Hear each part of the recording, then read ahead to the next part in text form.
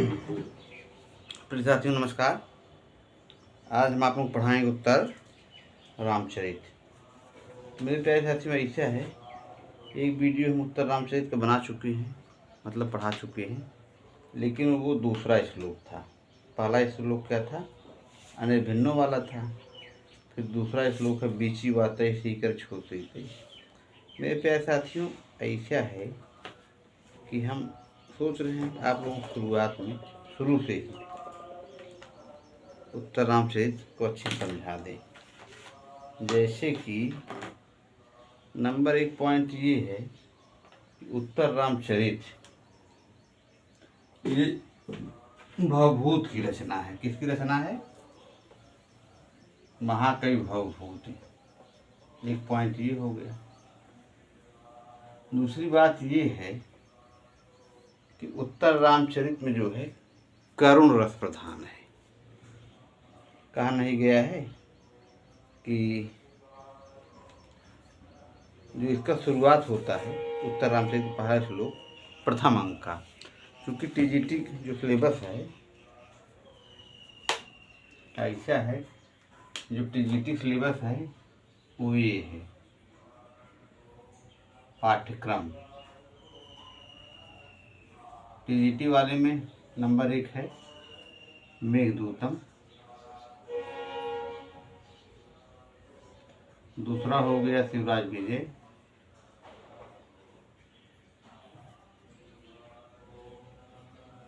तीसरा हो गया आपका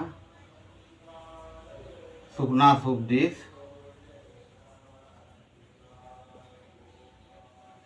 ये हो गया। चौथा है आपका ये अभिज्ञान का चौथा अंक है अभिज्ञान शाकुंतलम।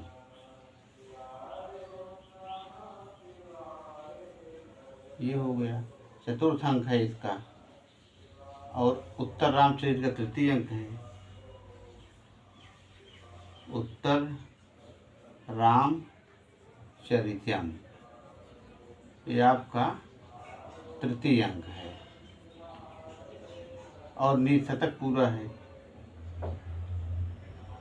छठा हो गया नीति शतकम। इसमें हम नीति शतक जो है पढ़ा चुके हैं। क्या पढ़ा चुके हैं? नीति शतक। मेरे प्यारे साथी हम बताए थे नीति शतक जो है ये भर्तृहरि ऋषि थे, उनकी रचना है। इन्होंने 3 शतक लिखा, नीति शतक, वैराग्य शतक और श्रृंगार शतक। कौन कौन लिखे? 3 लिखे, नीति शतक और वैराग्य शतक, ये 2 ग्रंथ लिखी, और फिर श्रृंगार शतक 1 लिखी। इसमें आपका 103 श्लोक है श्रृंगार वाले में, और नीति शतक में 111 श्लोक है, और वैराग्य शतक में 111 श्लोक। ये चीज हो गया था। इसका भी मंगलाचरण जो है, इसकी नीति शतक के मंगलाचरण में ब्रह्मा की स्तुति की गई है, ब्रह्म की स्तुति हुई है, इसलिए यहाँ नमस्कारात्मक मंगलाचरण है। आपका शिवराज विजय जो है ये अंबिका दत्त व्यास की है, अंबिका दत्त व्यास इनका ग्रंथ है। ये उपन्यास है, ऐतिहासिक उपन्यास। मेरे प्यारे साथियों ऐसा है कि ये जो मैं बता रहा हूँ ये हर जगह पूछा जा सकता है। टीईटी में भी मान लीजिए पूछ लिया, या सीटेट में ही ये सब पूछा जा सकता है शिवराज विजय किसकी रचना है। तो वहाँ अब ये नहीं है कि हम ये टीजीटी सिलेबस है, ऐसी बात नहीं है। कुछ चीज़ें ऐसी हैं जो कॉमन हैं, हर जगह पूछी जा सकती है, तो ये चीज़ है। और मेघदूतम ये महाकवि कालिदास की रचना है, आपको पता ही है। ये दूत काव्य है या गीत काव्य है, खंड काव्य है। ये कालिदास जी हो गए, शेक्सपियर, ये हो गया। फिर शुभनाथोपदेश ये आपका इनका है, वाणभट्ट का। ये सब जो है अब इनकी रचना है, बहुत पूछता है। वाणभट्ट की रचना है, मुकुट ताड़ितक है, कादम्बरी कथामुख है, हर्षचरित है, और पार्वती परिणय है।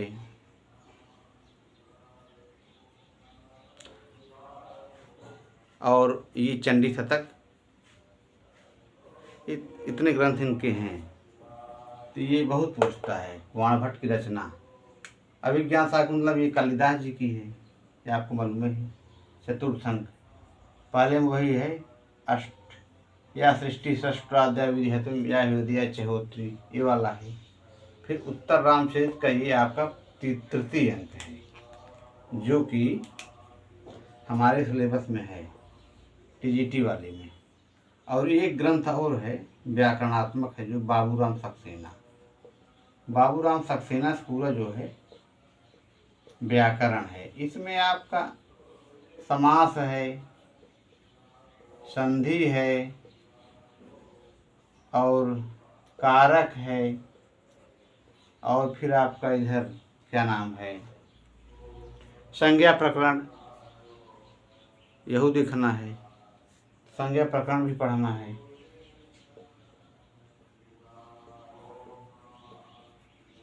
फिर आपका कृदंत तद्धित में है, कुछ देखना है।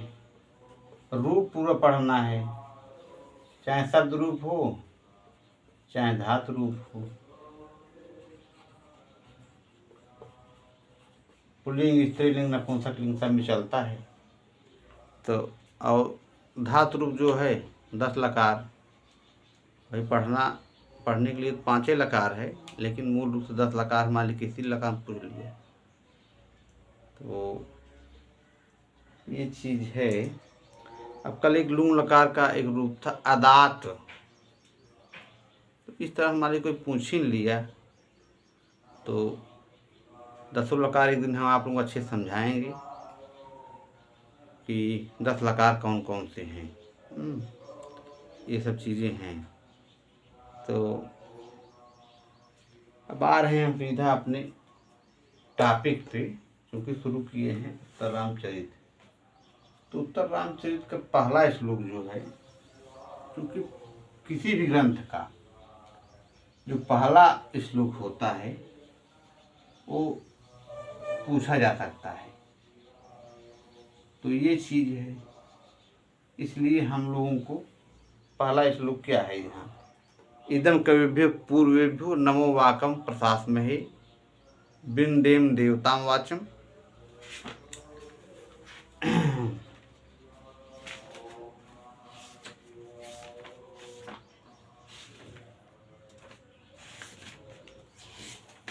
ये चीज़ है। आत्मनः कलाम बिंदेम देवताम वाचम अमृतात्मनः आत्मनः कलाम इदम कविभ्यः पूर्वेभ्यो नमो वाकम प्रशासमहे बिंदेम देवताम वाचम अमृतात्मनः कलाम। ये आपका पहला श्लोक है। इसमें यह है कि उत्तर रामचरित में आपका जब पूछेगा तो षष्ठी तत्पुरुष बनेगा। कौन सा समास बनेगा? उत्तर रामचरित में आपका समास बनेगा षष्ठी तत्पुरुष।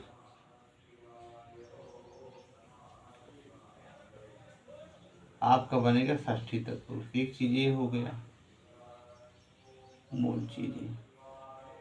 फिर आपका है, इसमें आपका अण प्रत्यय है।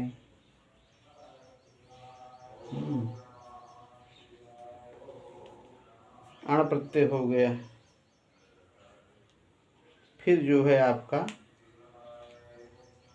माने हम अपने पूर्ववर्ती कवियों वाल्मीकि आदि को नमस्कार करके परमात्मा के कला स्वरूप अमर वाणी, माने वाणी देवता को यहाँ को नमस्कार किया गया, इसलिए नमस्कारात्मक मंगलाचरण है। वाणी देवता को प्राप्त करके यह प्रार्थना करते हैं। इसमें आपका जो है अनुष्टुप छंद है। श्लोके षष्ठम गुरुगेयम सर्वत्र लघु पंचमम द्विचतुः पादुर्हस्तम सप्तमम दीर्घमन्यो। ये चीज है, ये अनुष्टुप लक्षण है। तो आपका इसमें आपका बहुब्रीहि भी बनेगा। उत्तर रामचरित में एक बनेगा आपका तत्पुरुष वाला षष्ठी तत्पुरुष, और जब बहुब्रीहि बनेगा तो बनेगा उत्तर रामचरित में बनेगा उत्तरम रामचरितम यस्मिन् तत्। उत्तरम रामचरितम यस्मिन् तत्, ये चीज हो गया आपका, ये बहुब्री हो गया आपका। इसलिए ये क्वेश्चन जो है इम्पॉर्टेंट हो जाता है। उत्तर रामचरित पूछ लिया तो आपका षष्ठी तत्पुरुष हो गया और बहुब्री भी हो गया और इस तरह से हो गया। तो यहाँ बिंदेन तुदाद गण की धातु है, विद का बिदलिंग उत्तम पुरुष बहुवचन। देवता मातम माने वाणी रूपी देवता को। इस तरह मेरे प्यारे साथियों ये पहला श्लोक संपन्न हुआ। अब हम सीधा आ रहे हैं तृतीय अंक में। तो मेरे प्यारे साथियों ऐसा है कि इसको छाया अंक भी कहा जाता है तृतीय अंक को, क्योंकि इसमें जो है सीता जो है अदृश्य रूप में दिखाई देती है। सीता जी जो है यहाँ पे, क्योंकि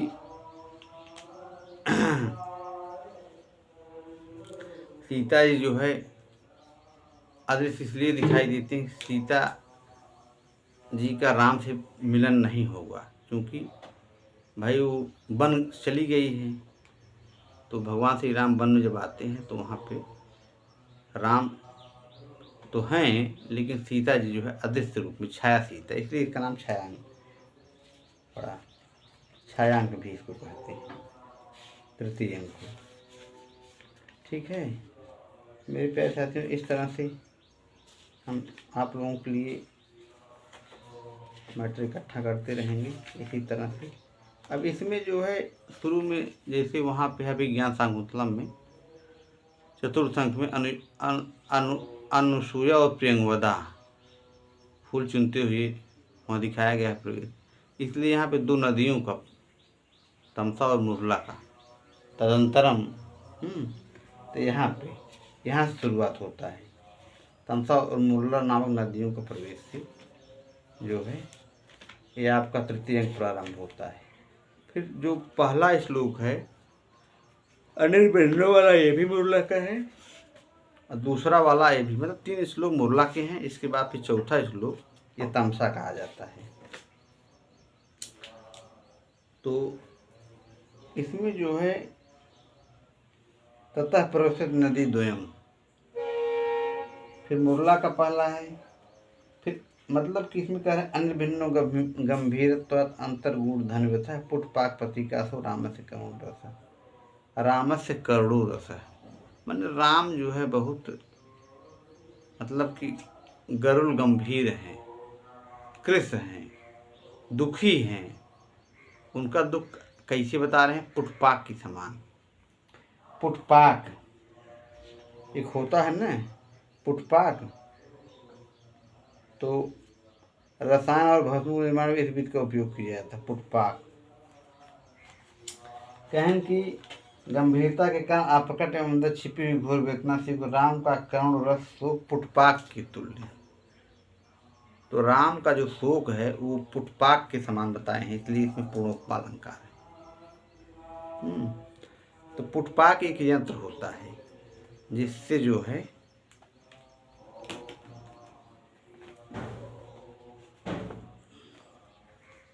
पुटपाक के तुल्य, पुटे पाका पुटपाका 3 प्रतीक ऐसा तत्पुरुष हो जाएगा। पच प्लस घ पाक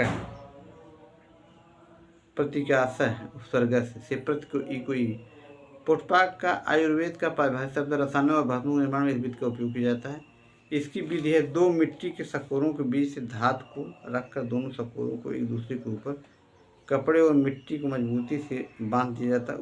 उसके उपकरणों की आग में पकाया जाता है। अंदर ही अंदर वह धातु जलकर भस्म या रसायन की अत्यंत गुणकारी हो जाती है। इस विधि को पुटपाक कहते हैं।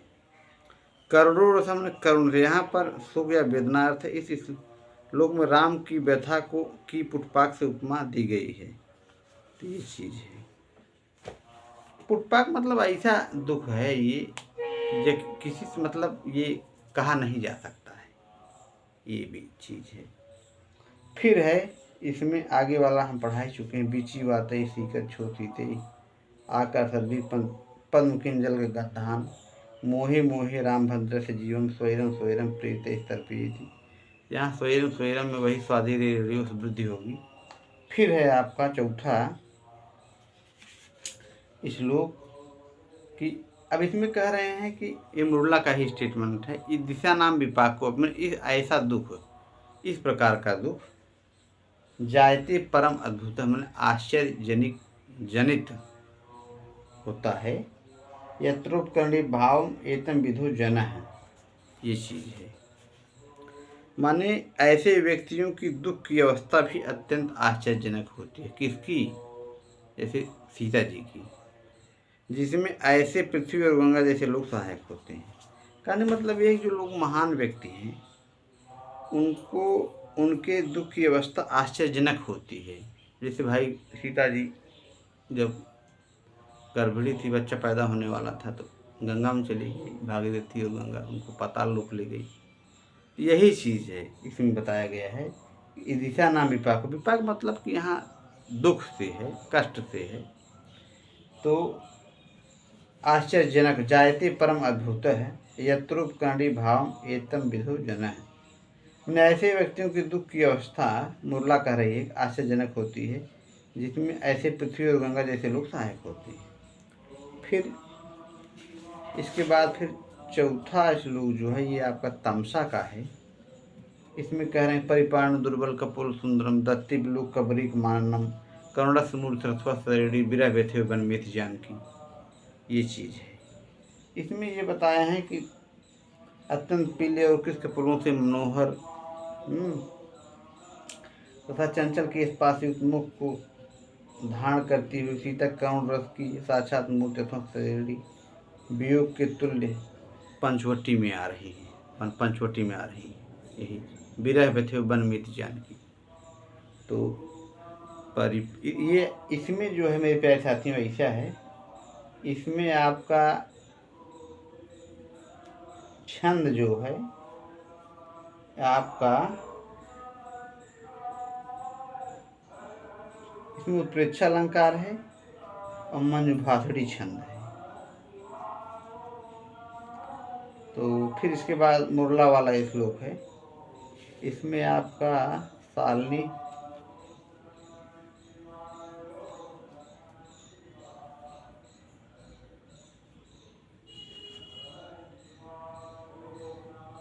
इसके बाद है किसले में मुग्धम बंधनात् विप्लूनम हृदय कमल शोषी दारुड़ दीर्घ शोक है ग्लपे परिपांडु क्षामस्या शरीरम सर्दिज धर्म केतकी गर्भपत्रम, ये चौथा वाला श्लोक है। मेरे प्यारे साथियों ऐसा है, हम धीरे धीरे इसी तरह से आप लोगों के लिए परिश्रम करते रहेंगे। बात ये है कि कुछ लोगों को लगता है कि उत्तर रामचरित कठिन है, लेकिन मेरे प्यारे साथियों ऐसा है कठिन नहीं है। शुरू में ज़रूर कठिन लगता है, एक बार पढ़ेंगे, दो बार पढ़ेंगे, तीन बार पढ़ेंगे, चार बार पढ़ेंगे, बाकी ये हम खुद ही एक बार नहीं समझ में आएगा दोबारा बताएंगे, तिबारा बताया जाएगा, चौबारा बताया जाएगा। उसमें घबराने वाली बात नहीं है। कुछ लोग हमसे कहे सर आप लोग हैं उत्तर रामचरित पढ़ाइए, हम कहे भाई ऐसा नहीं, ऐसी बात नहीं है। उत्तर रामचरित हमसे बनता नहीं है, यहू बनता है। लेकिन अभी ये धीरे धीरे आदमी पढ़ाएगा ना, एकाएक थोड़ी ना एक निशा तक पढ़ा ख़त्म कर दिए, फिर अभी वो मेघदूत पढ़ाए उसको भी ख़त्म कर दिए। तो बाकी अभिज्ञान शाकुंतलम तो उत्तर रामचरित भी पढ़ाया जाएगा धीरे धीरे, करुण रस में है ये। तो हम इसको इतना सरल बना देंगे कि ऐसा कोई सोचा भी नहीं होगा। तो मैं इसी साथ अपनी वाणी विराम दे रहा हूँ। आप लोग हमारे चैनल जय प्रसाद गोविंद महासंत के चैनल बने रहिए। धन्यवाद।